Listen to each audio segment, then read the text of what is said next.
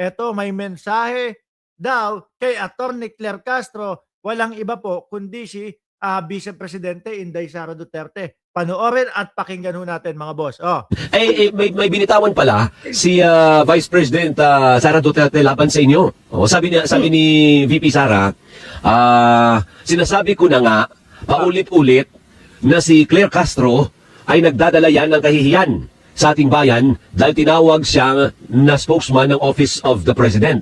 Oh, malupit talaga. No? Siguro iritang-irita na ho si VP Sara dito kay Attorney Claire Castro. Talagang talagang rinirekta niya na eh. Totoo po ba? Ano kaya ang magiging sagot ni Attorney Claire Castro dito mga bossing na sinasabihan siyang nagdadala ng kahihiyan sa ating bayan? Pakinggan natin, Shiro Kansaki. Oh. At siyempre, kapag nagsasalita ang Office of the President, makikinig ang buong mundo, hindi lang po ang mga kababayan natin. At siyempre, kapag ganun yung nagsasalita, ganun yung sinasabi ng nagsasalita, ay nagdadala siya ng kahihiyan sa bayan natin. Kaya dapat, hindi na po siya pinakikinggan at pinapansin. Anong sagot niyo, Yusek? Wow, talaga lang ha. Ibig sabihin, ayaw niyang mapakinggan ng taong bayan yung katotohanan. At ayaw niya siguro malaman ng taong bayan na siya yung nagiging source ng fake news. Aray! Ayun, mga DDS, oh. Yung Vice Presidente, oh, rektahan, sinasabihan ng fake news.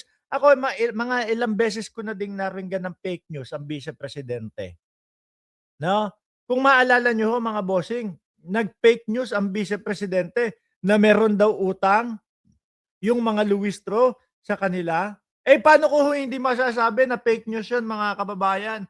Wala naman pong naipakitang ebidensya. Di ba sabi niya, malaki ang utang sa akin ng mga luwistro o sa amin ng mga luwistro kasi yung asawa ko ang nagsilbing tagapagtanggol nung kanyang asawa. Tapos sabi ni Congresswoman Beatrix Luistro, nasaan ang ebidensya? Nasaan yung resibo mo? Diyan sa mga sinasabi mo? Wala na. Tahimik na, tamimi na ang Vice Presidente. Kung ako, mga kababayan, may utang sa akin, sinisingil ko, tapos hinanapan ako ng resibo para sila ay makabayad daw. Naku, agad-agad kong ibibigay yon. Di ba? Agad na agad kong ibibigay yon, mga kababayan. Yung Vice Presidente, wala. Hindi na nagsalita. Pasensya na mga DDS ha. Sino ba naman sino po ang pagmumulan ng fake news? Wala pong iba kundi yung nakakulong doon sa loob ng dahig. Walang iba po yung malapit na. Malapit na daw lumaya, sabi ng mga DDS.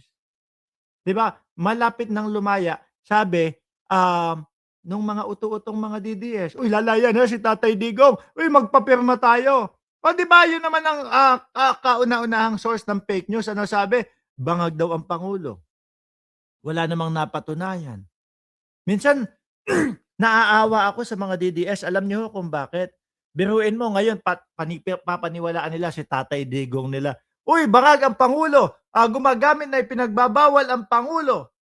Tapos kinabukasan, sasabihin ni Digong, ay, hindi ko man sinabi na bangag ang Pangulo. Patayin ako ni Marcos niyan. Nahilo na ho yung mga DDS. Hindi na alam kung sino papaniwalaan. Digong versus Digong.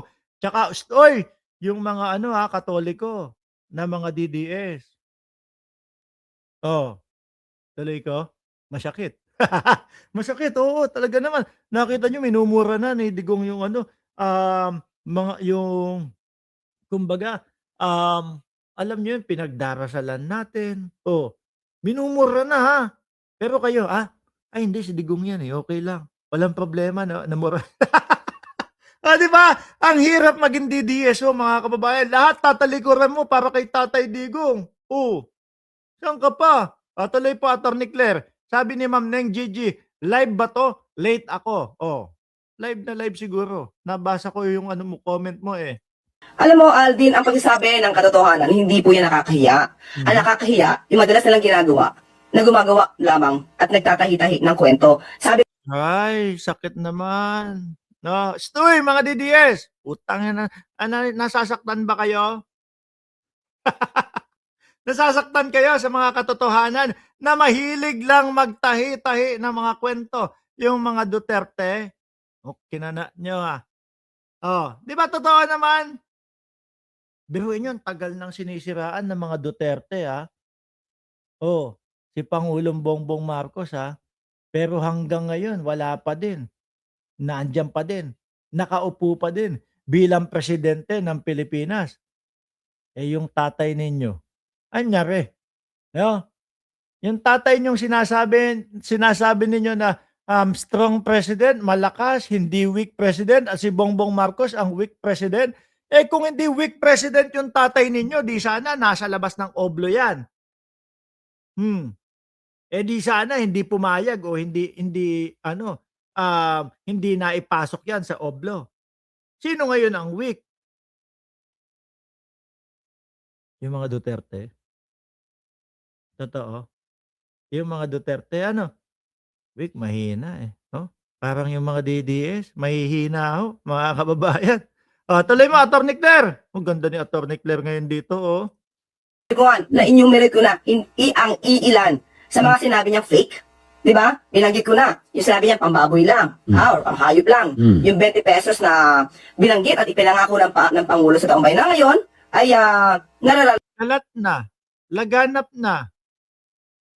'Di ba? Kalat na, laganap na. Sabi ni Blooming Treasure, Plant Morph. Ano yan? Mark your calendar, February 23. Ano na naman yan? May the big one na naman. Ang putang inang big one niyan ni Chavit Singson. Kinang inang yan. Sorry. Lumalabas yung pagiging taga-tondo ko. No? Hindi, anak ng putik naman kasi yung the big one na yun. Pagka ipinangangalandakan pa nila Chavit Singson, the big one. Anak ng putik na yan, ilang piraso silang pumunta. Parang malaroke lang nung nakalabas sa Kongreso.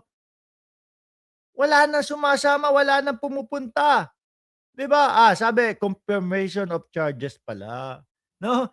Hindi kasi meron kasing binabalak daw ulit si Chavit Singson. The big one na naman. Panibago na naman daw ho, mga kababayan.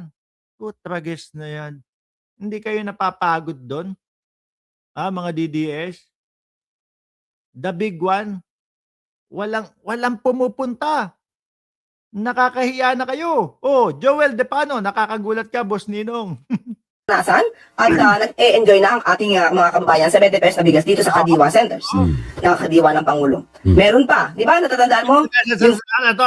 Attorney Claire Castro, isama mo dyan yung mga DDS na mga unang-unang pumipila, sa 20 pesos na bigas, na